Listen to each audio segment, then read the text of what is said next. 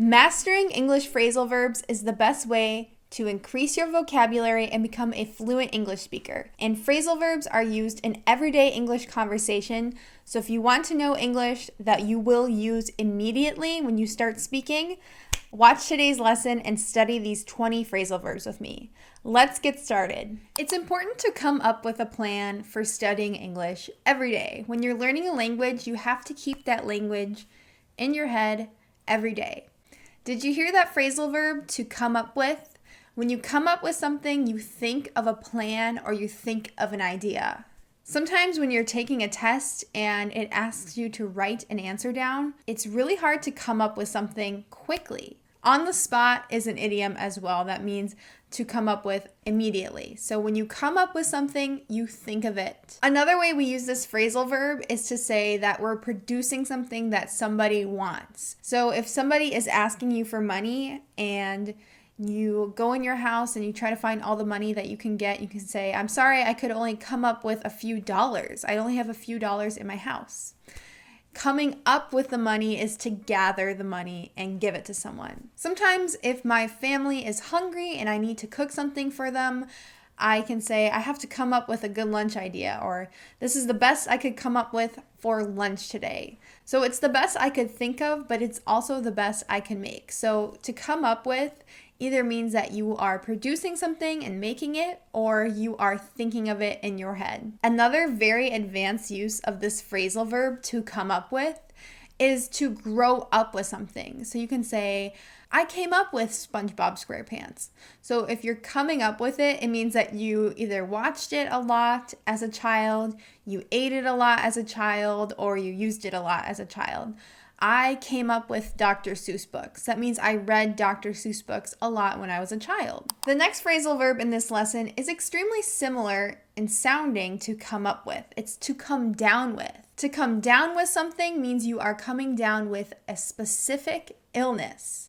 So you are getting sick.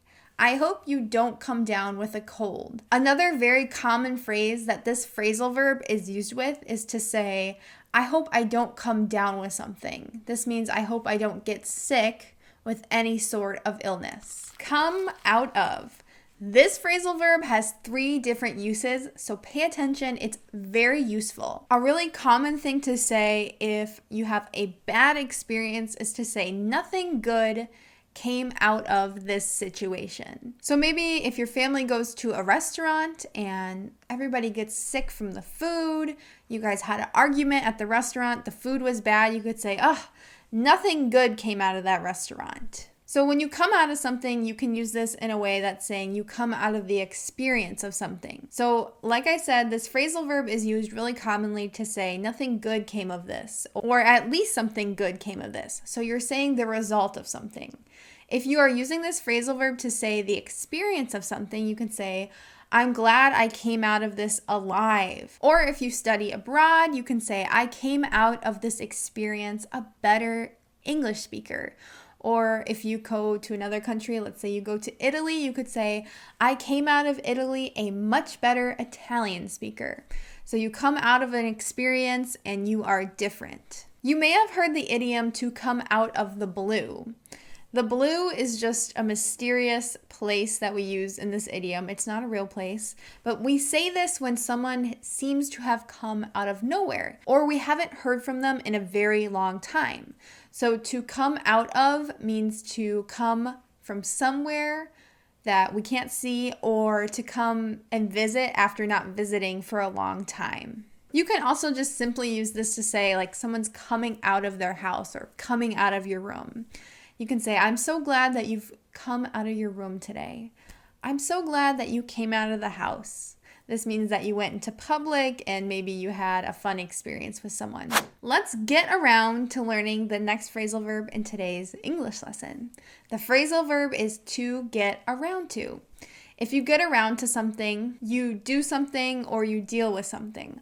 Often if I have tasks on my to-do list that I don't finish for the day, I will say, "I will get around to that tomorrow." It sounds like you're going around something, but you're really just doing something. This phrasal verb doesn't have to do with movement or obstacles. If you get around to something, it means that you're putting it off for later and you've done it later. So the most common way to use this phrasal verb is to say, I'll get around to doing it tomorrow, or I'll get around to doing it next week, or even I'll get around to doing it next year. You can also say, I'll get around to studying, I'll get around to cleaning, whatever the verb is that you're using in this sentence. If you want to avoid a responsibility or somehow not have to do something, not have to get around to it, you can get out of something.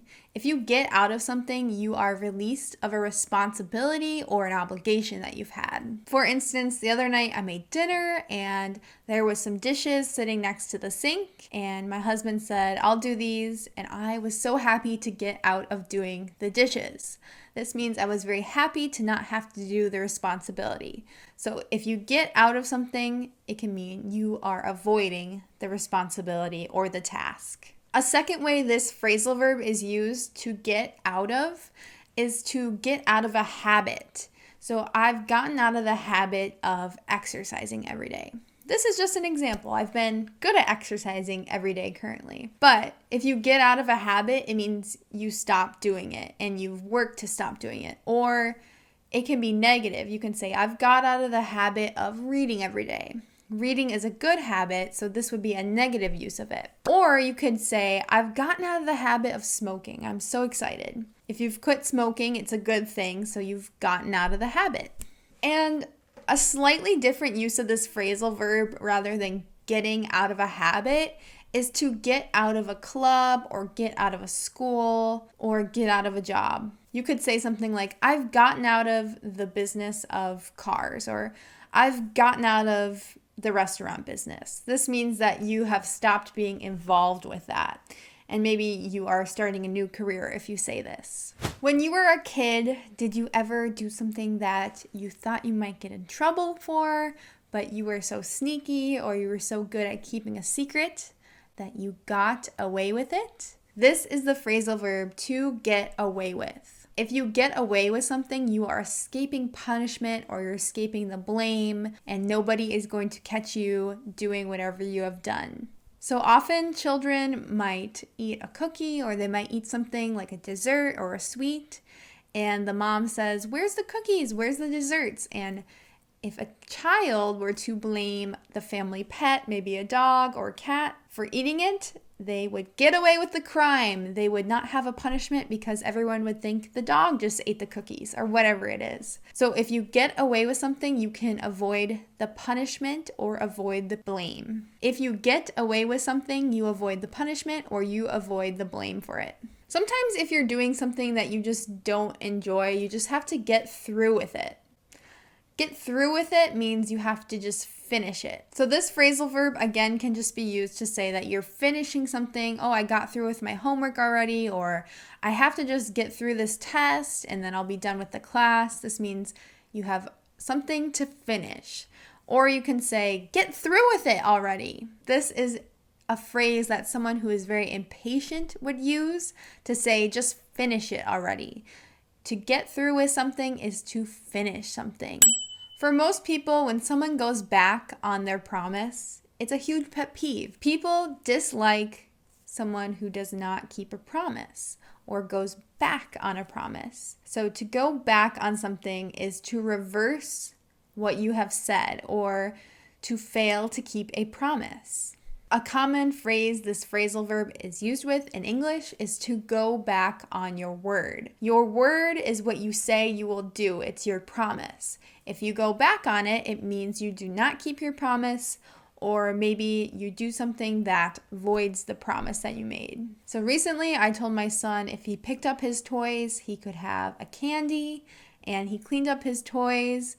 And I was thinking he might have forgotten about the candy, but I could not go back on my word. I promised he could have that candy, so I gave it to him. Sometimes when you're learning English and you're in a conversation and you're confused about what the person is asking or what they're about to do, you just go along with it. To go along with something means to kind of consent to something or agree to it. When you're confused in a situation, but you just act like you know what you're doing. You go along with the person. You're just saying, it's okay, I'm just consenting to this because I don't know what I'm doing.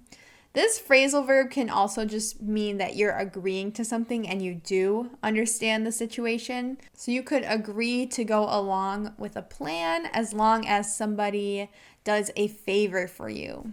So you could say, I went along with my boss's orders and he was very happy, or she was very happy. This means that you agreed to do whatever they asked you to do. Speaking of bosses, do you get along with your boss at your work? If you get along with someone, it means you are agreeable towards them, you are friendly, and you are compatible. If you don't get along with someone, it means that you are enemies or you dislike them. I had a coworker that I did not get along with because I didn't like the way that she treated customers, and I didn't think she was very kind to me as well. And it's hard to work with people when you don't get along with them. However, if you do get along with the people you work with and they're your work friends, it makes the time go very fast and it makes the job very fun and pleasant. Another way we can use get along with is to say that we are going to keep doing something or finish a task. So maybe you are at work and you're taking forever, and let's say you work in a place that sells food. The person who has bought the food might say, can you just get along with it already? This means, can you hurry up? Can you finish it already? If you are a parent and you are watching this English lesson, you may understand this struggle. When kids grow quickly, they get bigger, they grow out of clothes so fast. Kids especially grow out of their shoes very quickly. This phrasal verb, to grow out of, means to increase in size and not be able to fit in your clothing anymore. So when you grow out of something, you grow too big to wear it. You can grow out of your shoes if your feet get bigger. This phrasal verb is not just used for clothing. You can grow out of a TV show. You can grow out of books. It means you're becoming too mature to enjoy them anymore. Sometimes children have habits like sucking their thumbs, and they just grow out of it. They become so mature that they don't do it anymore.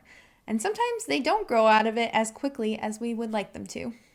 Have you ever planted a seed and had a flower grow out of it? This is probably the more scientific use of this phrasal verb that I also want you to know. If something grows out of another thing, it is developing from it. So a flower grows out of a seed, or money can grow out of an investment.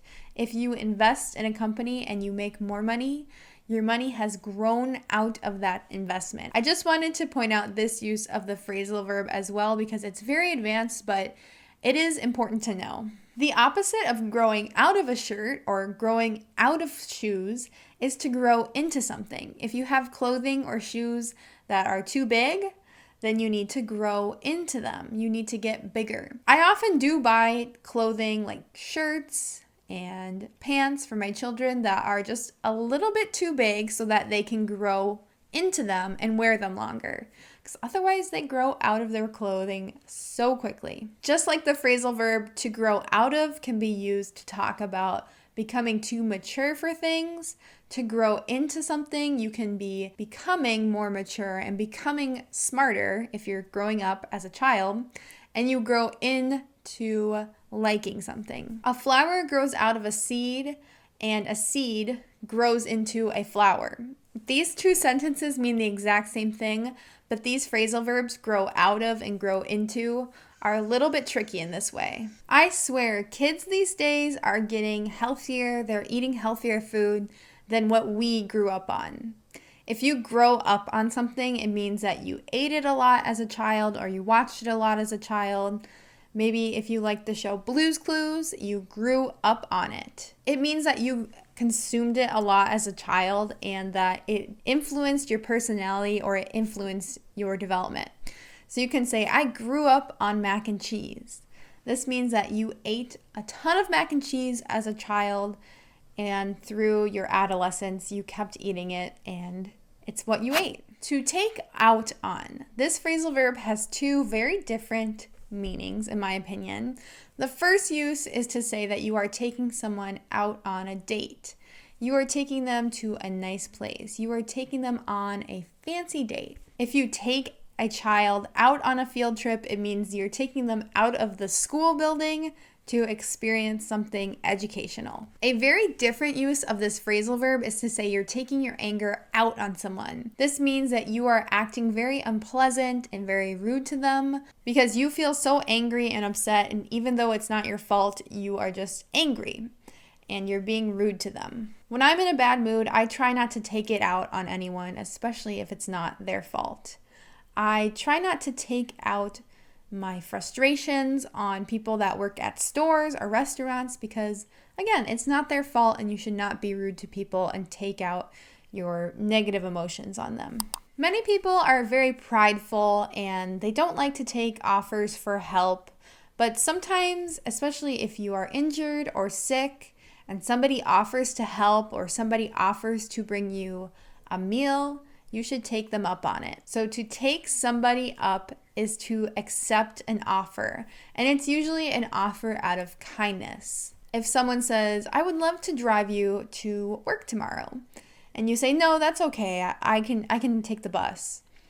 And then later you say, I'm going to take you up on that offer actually. It means you're going to accept the offer. Another way to say that you are going to end something is to say you are going to do away with it. This is actually a pretty dramatic way to say that you're going to end something or get rid of something. So keep that in mind if you use this phrasal verb. Maybe if a business has closed, you can say, oh, they did away with that business. It means they closed it. Maybe there was a free coffee day at a restaurant and they no longer have that. You could say they did away with it last year.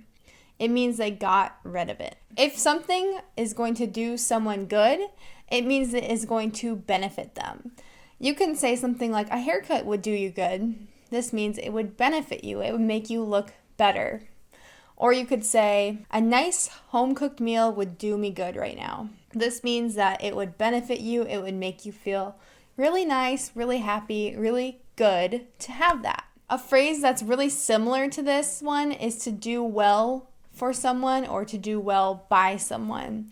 To do well for yourself means that you make a lot of money. This is the phrase, to do well for myself. He's done really well for himself. This means that he's made a lot of money in his life. To do well by someone means that someone has been fairly compensated, so maybe a company did good by you. If you had a job for a large company and they paid you really well and provided you with great benefits, you could say they did really well by me. Have you ever known someone that seems to never be able to hold down a job? This means to keep a job. If you hold something down, it can mean to keep stability or especially financial stability by keeping a job. The phrase hold down a job means to keep a job for an extended amount of time. A very literal way of holding something down is to just hold it down and restrain it, or say, it's so windy, so I'm going to hold this down so it doesn't blow away. Have you ever had a guest over to your home and they're hungry and you ask, can I get you some food right now, or do you want to wait for dinner? They might say, I can hold out for dinner. If you hold out for something, it means you are waiting for something. Holding on is used in a similar way. I'm going to hold on for dinner. But the phrase hold out sounds a bit more natural in my opinion. So if you hold out for something, it means you're waiting for it to either happen or you're waiting to get something. Sometimes if a new iPhone is going to come out and your phone is kind of broken, but you can still use it, you can say, I'm just holding out for the new iPhone and then I'm going to get a new iPhone. This means you're waiting on the new iPhone to come out. To hold back from. Let's say there was two people that were really angry at each other and you didn't want them to get into a physical fight. You could say, we had to hold the man back from the other person or whatever it is. So to hold back from means to restrain. Sometimes you have to hold back from sharing your true emotions or from saying something that could get you into trouble. Oftentimes, if people are trying to appear strong, they will hold back from crying or they will hold back from expressing sad emotions. Thank you, friends, so much for watching this English lesson with me. My name's Kayla. Make sure to subscribe to my channel, English with Kayla. I publish 2 new English lessons every week, and I love to teach you natural English that you can't learn from a textbook. Good luck studying these 20 English phrasal verbs. I'll see you in the next lesson.